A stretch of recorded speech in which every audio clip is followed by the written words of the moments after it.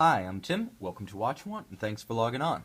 Today we're looking at the Panerai Luminor Chrono Daylight PAM 251, 44 millimeters in brushed stainless steel. This is one of the 2006 to 2008 PAM 250, PAM 251 twins, or semi-twins, I should say. Unarguably, this is the showstopper of the pair. While both were Daylight Chronograph editions, this one features a standout white, not silver, but true white dial with pearl indices and gorgeous black oxidized sub-register hands and center minute and hour hands that really set it apart from its black dialed PAM 250 counterpart. This one's more than just a little bit special, a completely unique look. The iconic Luminor with a sporty tachometer bezel, a tri-compact style chronograph arrangement, not the traditional 9 o'clock side Valjoux 7750 layout, but a true tri-compact, bilaterally symmetrical. This is a special look for a Panerai Luminor. So let me put it on the wrist and we'll walk through what makes this one a real standout among the Daylight tribute models and the Luminors in general. Now, the Daylight nomenclature goes back to 1995 when Sylvester Stallone was filming the action movie Daylight in Rome.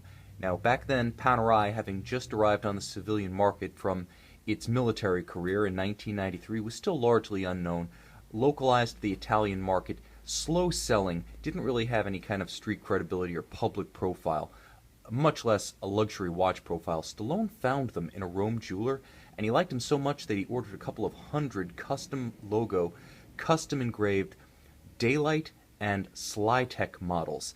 And that initial batch, several hundred that he gave out to his friends, family, various glitterati and VIPs, provided the seed for the modern Panerai luxury watch phenomenon. Those were the unsponsored endorsements that really led to the growth of the brand and its emergence in the mainstream profile. We started seeing Bruce Willis show up with them, Arnold, Sly, of course, and all of his entourage wearing these watches. Panerai, eternally grateful, has issued a series of Daylight and Slytech commemorative watches that recall that initial custom order, and this is one of them. So that's where the name comes from. But what about the look? What about the fit and the feel? Well, the look sort of speaks for itself. I'll elaborate in a moment, but it's the feel that I want to convey. My wrist is 6 1/3 inches, 16 centimeters in circumference, and the classic Panerai Luminor Betterini case, that original kind of cobby tuna can cushion case with the large milled lugs and the crown guard from 1993. It's the original, it's probably still the best. It sits beautifully even on a small wrist. Now this watch features a tougher than usual, most Panerai use either rubber or calfskin, tougher than usual alligator strap with contrasting stitch, beautifully suits the white dial. And yet, even though it's tougher, it's a little bit less flexible, it is more durable. It has no trouble conforming to my smaller wrist, and because the Panerai really wears true to size 44, but has that 1-to-1 aspect ratio that makes it sit lightly like a true cushion case, I don't feel overwhelmed, and that's not the case with every big watch. A 42mm Royal Oak Offshore from Audemars Piguet pushes my limits, and I don't feel entirely comfortable with a 44 Audemars Piguet Royal Oak because of the big swollen lugs. You don't have that on the Panerai. The lugs are short, they're curved, and the case diameter of 44 is more or less what you're getting. It's what you're wearing. It's what's taking up the physical expanse on your wrist. You see the watch is fairly thick, at just over 14 millimeters thick. This one sits higher than most would consider for a formal reference, but realistically, this is a sports watch. This is a summertime watch. This is a South Beach watch. And if you remember Will Smith in Miami singing about how you might see Sly Stallone in the club, well, this is exactly what Sly Stallone would be wearing in the club on South Beach. This is a fantastic reference because it has a lighter and airier aesthetic than the traditional kind of dour military countenance of the Panerai Luminor dial, just as legible as ever before. I want to focus on the difference between these pearl indexes on the PAM 251, and if you don't have a mental image of the 250, the black dial Daylight, that one features a more elongated lozenge style index, and I feel that the round theme of the dial, round sub-registers, a round bezel, beautiful big round crystal over a round dial, having those corresponding round pearl indexes just works better thematically for the coherence of the whole than the lozenge shape. Now this one does differ from most Luminor models in that it is a complicated watch. The movement is a Valjoux 7753 based Panerai OP12. It is a COSC chronometer, very tough, automatic, features hacking seconds, so it stops the small seconds for synchronization when you pull the crown. This one does have the inverted locking lever, not the conventional pull down. It has the pull up, so it's a little bit different in that respect too, and it will stop the seconds when you pull the crown, like so. Now the watch also features naturally a tri-compax chronograph with hours, minutes, and seconds, as well as a date at 4:30 right here that you actuate using a case flank pusher. While conventional 7750 shifts these three subdials like so with the constant seconds at 12, the 7753 moves the arrangement around. And so that's why you have the differential setting system on the side that's distinct from most 7750s, as well as the classical tri-compact style layout of the sub-registers despite the 7750 movement that's usually otherwise.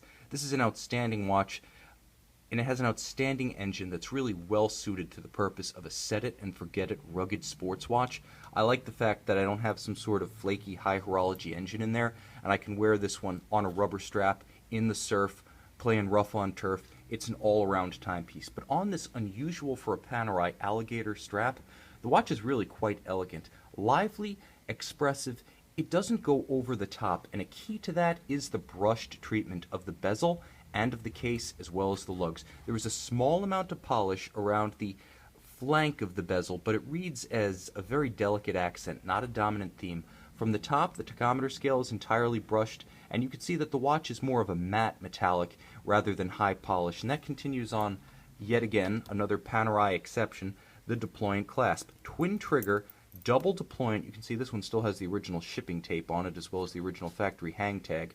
This watch is in outstanding condition, and I want to emphasize that having a deployant on a Panerai is unconventional. For those who may be new to the brand, they generally feature historically representative pin buckles, which, while historically demonstrative and accurate as well as easy to size, they're just a little bit less secure. There is that chance that you might drop your watch while taking it on and off, and it doesn't have the set-it-and-forget-it ease of a trigger-actuated deployant, nor does it have the security that comes with a twin-trigger actuated release and that satisfying snap when it locks. So I really like the fact that this watch has been geared towards upscale attire.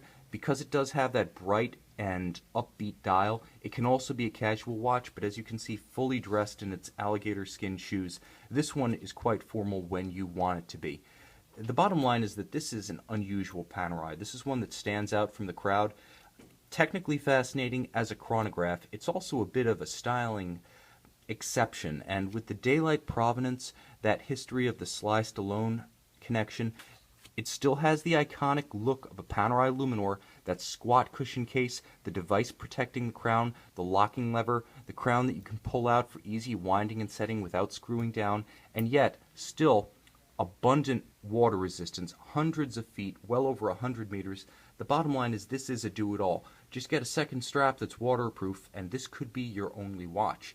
And if you do live in Miami, again, this is the one to wear if you do see Sly Stallone in the club on South Beach. This is the Panerai Luminor Chrono Daylight PAM 251, an outstanding, versatile, fascinating, extrovert Panerai reference. Definitely not one of those, if you've seen one, you've seen them all, Luminor models. Check it out on our website, Watch You Want, and I'm confident this Panerai Luminor Chrono Daylight PAM 251 will be the watch you want.